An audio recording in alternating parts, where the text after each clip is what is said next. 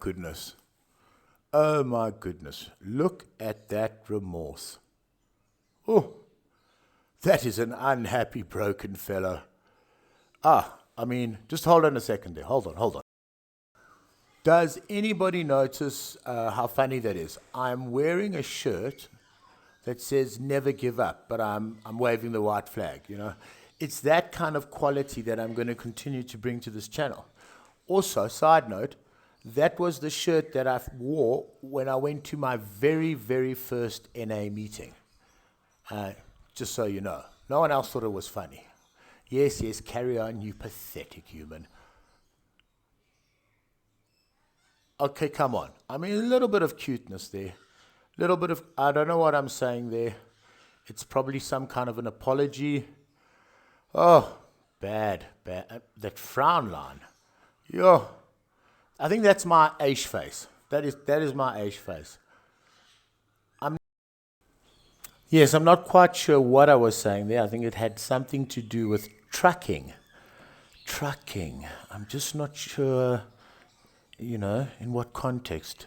Nonetheless, please enjoy the new format. If you would like to know a little bit more about why, you can watch the long, or listen to, should I say, the long episode called I'm Back on Track. I hope you enjoy the segment on anxiety, and I look forward to catching up with you guys on the next installment. Last insert, just to add a little bit of color, give you some examples of anxiety. Anxiety is the feeling that you get when you walk into Jet's gym on Van Nuys Avenue in North Hollywood to do some kickboxing sparring, and you realize that the next 3 out of 4 opponents you're about to spar are all multiple world champions in kickboxing, and number 4 is James Lights Out Tony. Anxiety is the feeling you get when you go shopping with your friend, and by the time you realize he's busy buying a kidnapping kit, it's already too late because he's used your debit card. Anxiety is the feeling you get when you see your girlfriend walking away, never to return. Although there was some hope in her walking away, because let me tell you, the most fabulous bottom you've ever seen. Enjoy the clip.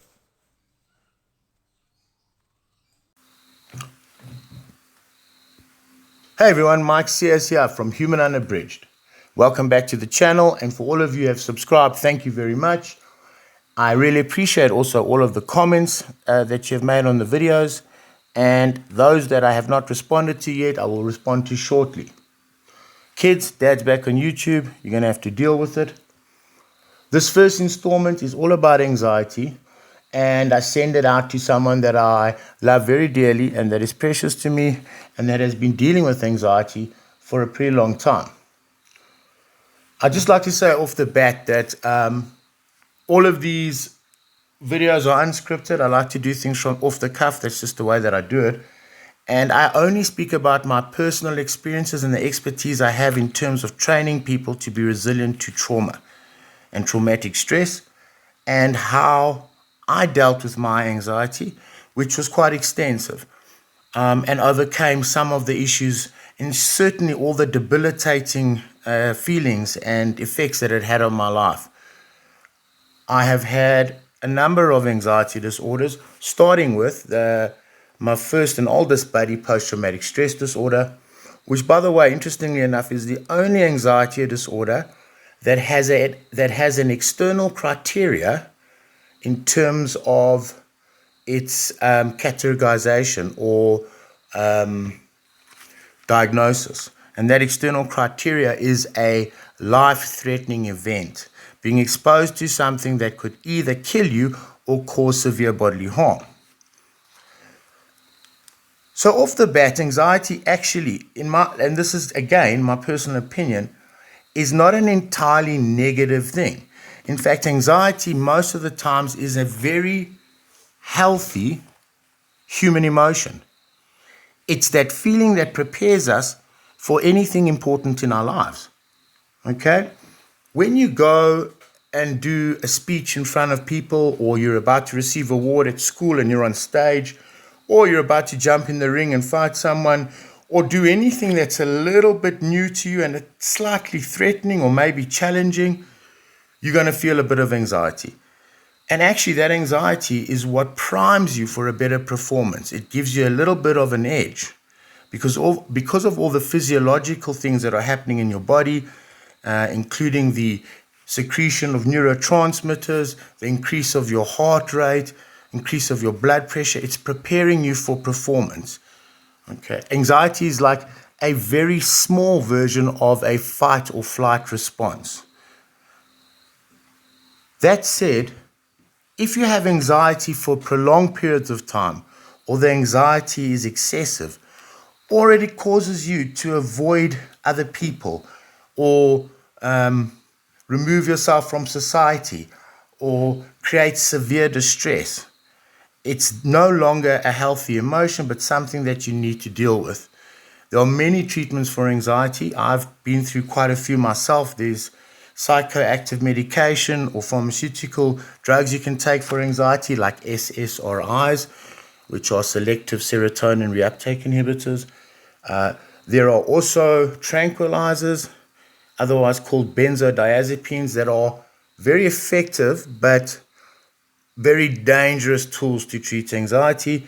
I became addicted to benzodiazepines, along with quite a lot of other things at one time. But I would like to warn everybody that, in my opinion, benzodiazepines or tranquilizers are something to use as and when. You know, if you use a benzodiazepine every day for 10 days, on the 11th day, you're already starting to develop a habituation. They are highly addictive.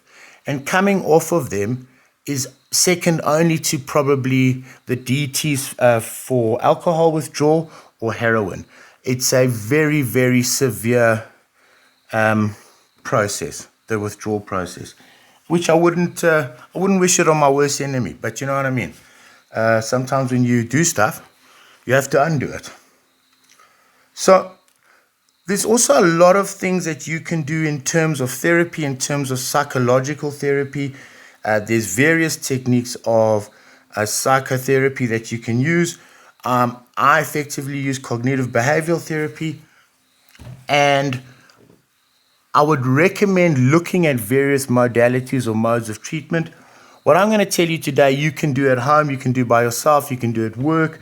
It's something that you can do, or tools that you can use anywhere you are. Things that will be effective regardless of your socioeconomic status, where you live, the time that you have to do tests, your financial, whatever it is, they'll be effective for you. So let's go into anxiety again. Some of the symptoms. Let's talk first of all, symptoms of anxiety. So feeling nervous, obviously, is it's an obvious one. Feeling restless or tense or agitated. Sometimes you're irritable or snappy with people. Having a sense of this constant sort of impending doom. Okay, I felt anxiety as like a free-floating dis-ease. Having an increased heart rate, breathing rapidly or having a tight chest, okay, sweating, trembling, feeling weak or tired, sometimes trouble concentrating or thinking about anything other than the present worries. I found that anxiety did severely undermine my intellect during periods of severe or prolonged anxiety. It kind of gives you a tunnel vision and makes it difficult for you to be as coherent as normal. Trouble sleeping. And let me tell you, if your sleep becomes an issue, everything becomes worse. So let's talk a little bit about some of the types of anxiety, or should I say anxiety disorders that you get. Why do they categorize the different types of anxiety? Because they seem to have distinct differences. All the anxiety disorders have some unique element to them that is not the same as the other anxiety disorders, although many of them have quite a lot of the same symptoms. For example, phobias, which is one of the anxiety disorders, is a specific and irrational fear about something, and it doesn't even have to be something that's particularly dangerous. Let me tell you, I think I do have a little bit of arachnophobia. I really think I do. I don't like spiders. Oh, listen to that beautiful African rain pouring down. Quick side note, I have a friend of mine who's actually so scared of spiders, and this is a true story, that he drew and fired at a spider once in his house with his 45. You know, phobias are quite an incredible thing. Yeah. Anyway, back to the droning voice. Those phobias, it's a strange thing, but that's a typical example of anxiety. It's not always rational. It's not always based on something specific in your life. Although in my experience, it was triggered specifically around events in my life. You know, a panic attack, which is another one of the anxiety disorders, and which to me, a panic attack feels like you're going crazy and you're having a heart attack at the same time. Panic attacks also used to trigger in me a concept called dissociation, which is like a disconnection between your identity, your body, your thoughts, and your feelings, like a complete fragmenting. It's very strange. Some would say that experience of being out of your body is a type of dissociation. Then you have other anxiety disorders. For example, a generalized anxiety disorder. Generalized anxiety disorder for me was a constant feeling of dis-ease, like this free-floating feeling of something being wrong all the time. And you almost find yourself worrying about being worried because you always are worrying. And a lot of the worries that you have when you have generalized anxiety disorder are about all kinds of obscure things. They are not necessarily rational worries. Some of them are, but you'll tend to worry about every aspect of your daily life for no reason, really. It was also quite. It gnaws at your anxiety. So for me, the anxiety was something that always gnaws at you. It's constantly just biting away at your ankles, like a little ankle biter. By the way, if you do hear a tail wagging during any of these installments, that would be my dog, Troy. He's a magnificent creature. In fact, if it wasn't for Troy, no one would have done the dishes tonight, to be honest, because since my girlfriend left, things have gone a little downhill here, you know. So Troy's been wonderful. I mean, he's probably worthy of life more than I am right now. No, Troy, put that down. I'll clean that tomorrow. Good boy. All right, come. Sorry about that. Generalized anxiety. We're talking about one of the other anxiety disorders. Post-traumatic stress disorder, which is the one that I think was the first one that I experienced and seemed to attract all the other anxiety disorders. That's called comorbidity. Okay, comorbidity means when more than one mental illness is inhabiting your brain at the same time, which I think is because they get lonely. You know, panic disorder is all alone by himself in your brain, tormenting you. He's got no one to speak to. There's no one to share experiences with. So along comes generalized anxiety disorder. Hey, hi, Gad. This is PTSD. What's going on? It's an unfortunate thing. I also have been diagnosed with a new one. This was recent to me. It was as recent as when I got diagnosed. Adjustment disorder, which is also a type of anxiety disorder that you seem to go through during significant points of change in your life, which occurred with me 2 years ago when I sort of stepped out of my old life and started to try to live a new one that was more according to my capacity and my values.